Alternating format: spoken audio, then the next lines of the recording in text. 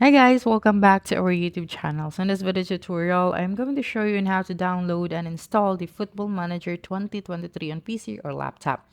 So you'll need to have a Steam account and Steam application. So you just open your web browser and then type out store.steampower.com and then click on the install Steam option at the top. So this one, and then click on the install Steam option again. So right after you download the file, just click on it, install the Steam, and then log in or create your Steam account. Now that you have done that, just go to your Steam application and then use the search bar and search for the Football Manager 2023. Okay, and then search that game.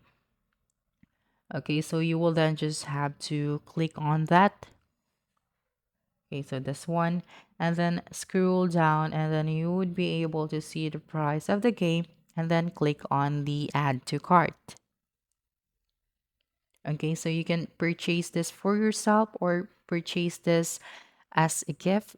So I'll be going to purchase this for myself, and then select your payment method.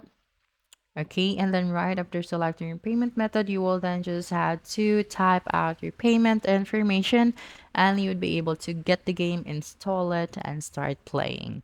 Okay, so that's it. Don't forget to subscribe to our YouTube channel for more video tutorials in the future. Bye bye.